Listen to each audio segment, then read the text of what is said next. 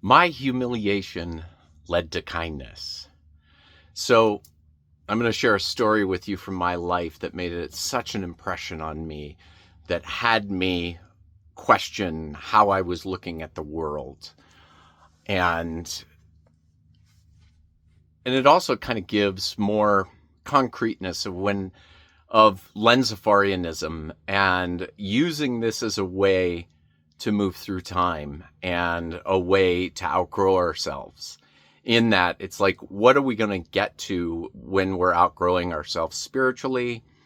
Where we're going to get to being a whole person. And when we become whole, we realize that life is a gift, and there is an experience behind it, and there are these great sensations that are available. And when we're completely stuck in paradigm A, is what I call it, the suffering uh, aspect of the world, being identified, the ego, however you want to say it, these are not part of it. We are frustrated and we create suffering to create our story. And so in Lensfarianism, it's about, hey, let's look at the great things that are available and then move towards them. So I'm hoping to make an impression, and I'm going to share with you my story, my humiliating story that made an impression with me, that I remembered it when it came up to kindness. And it's like, how did I ever discover kindness? Like the real true understanding of kindness, because it is very different from my experience in the world from being nice, which I was Mr. Nice Guy. And how is it different? Well, here's the story. And this was probably 25 years ago. I had a friend visit me, and then we went on a camping fishing trip back to where I had come from, and together. And so we were out fishing all day long, and we had caught 4 fish, 4 little trout. And I just kept thinking to myself, I'm so excited. We get to share it. It's so perfect that there's 4 fish, and they're small, but we both get to have a fish or 2 fish. And was thinking that's probably just enough, for a meal. And we're sitting around the fire cooking our fish, and a backpacker walked into our camp, and he asked if we knew where the Colorado Trail was. And we said, no. And then my buddy just like immediately bumped up and said, hey, do you want some fish? And I just clinched up, and I was like, we had the perfect amount for us. And, we have this little amount of fish in here. And I was just irate. I was so mad he was going to give away these fish. And it stuck with me because I was like, I looked at it and I went, like, this other person, my buddy, just had it in him to share. And it was like his first nature was just to give. And I was just like, so I reflected on that, and I was so embarrassed with my perspective that I held it for many, many years. It was like, I want to see the world through that lens, for feeling like, I just want to be able to give, especially when I was thinking, after I had time to cool down and think about it, and the fact that the guy didn't want it because he didn't want to, he wanted to use his own food because he didn't want to carry it. But I was like, this guy could have been really hungry, and having fresh fish would have been this great, life-giving, amazing little treat from some people that didn't even know who he was. And that stuck with me for a long time. So it was like I had this humiliation that became an impression within me that went, man, I want to learn to be more like my buddy. Like, I like his perspective.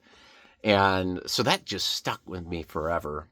And then I started to do my own spiritual awakening, study psychology and all of these different things, and started to recognize very powerfully um, the nature of kindness versus being nice, and what a gift kindness is.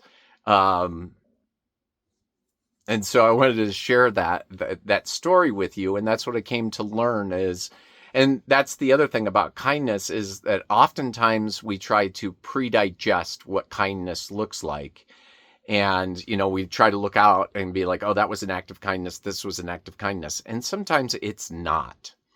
And give you an example, like really salient examples where when I was facilitating my personal boundaries trainings, one example was the discomfort from women.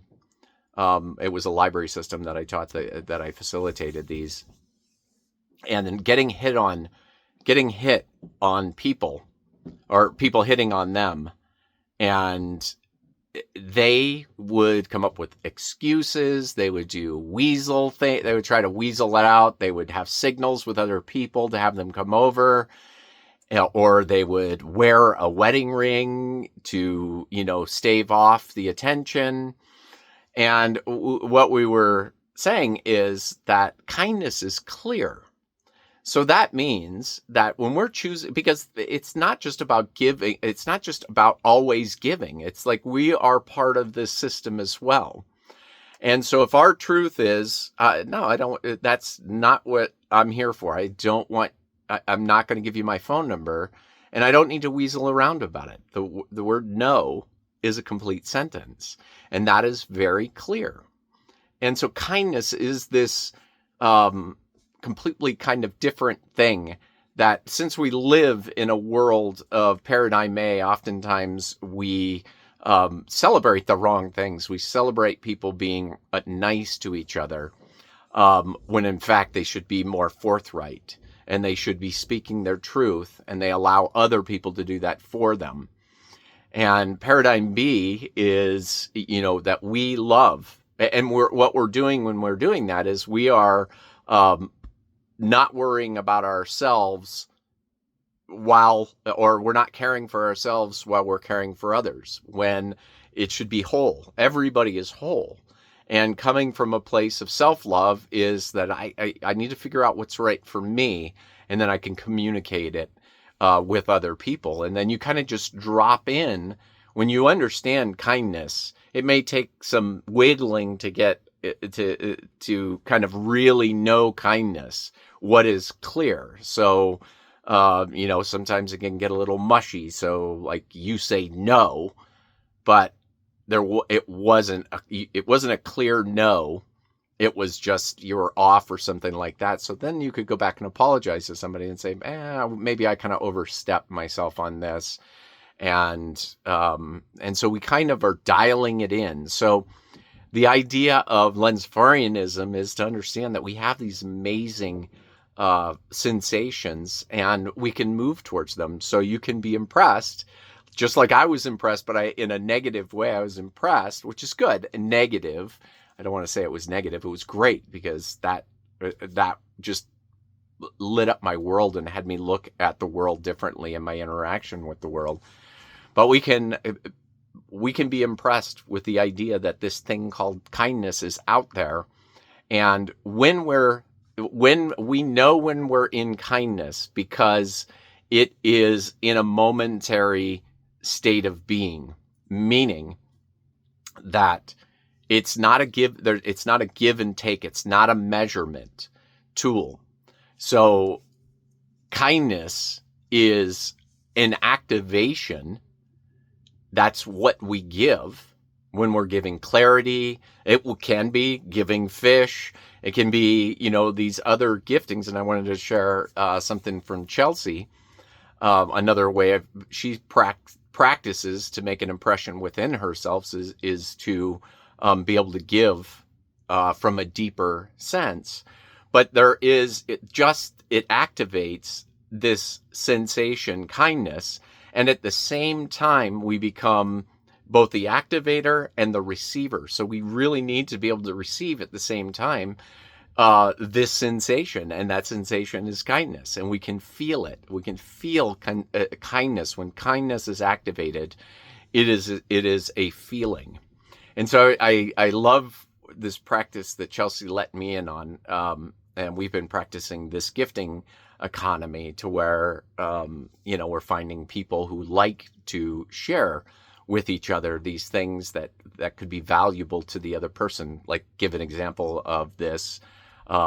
She did a gift exchange with some friends that we met down in Mexico, and she gifted Chelsea was gifted a hot water bottle, and that hot water bottle was just such a blessing to for Chelsea, because she gets cold at night and she could use it for all these different reasons for her neck and everything else. So Chelsea was like, okay, I want to give from a deep space too. And what she does, I'm going to give her a crystal. And so Chelsea's always charging her crystals and working with the energy of those crystals. And her practice, and I could feel it now. I could feel the kindness in this. I'm getting a little teary. Where she sits down with her crystals, and the one that she feels is the hardest to give away is the crystal that she gives away. And I just think that is just so beautiful. And that's also what I think the end result of when people ask us at the end of the day, what is life about? It's about finding and experiencing beauty. And if you just take that apart, it's what Lenzifarianism is. There's all these wonderful, good sensations that we can experience in this world. And life is about having that experience and recognizing it, and then gifting and receiving at the same time. And we're all just kind of putting this world together like a big cosmic jigsaw puzzle. And we just play our individual part in all of that. So I just think I just love kindness when it comes around as the sensation of the day. It's so powerful, and it can change a person's life, their perspective, just knowing and really truly embodying kindness is an ever-changing experience that just spins a person's perspective of the world and their excitement to be in the world. And it also embodies the idea that we're in a collective agreement in this with others, and it helps us to inspire and understand all these other sensations like belonging that go along with this experience. So anyway, I hope you are well, and I'll see you in the next one.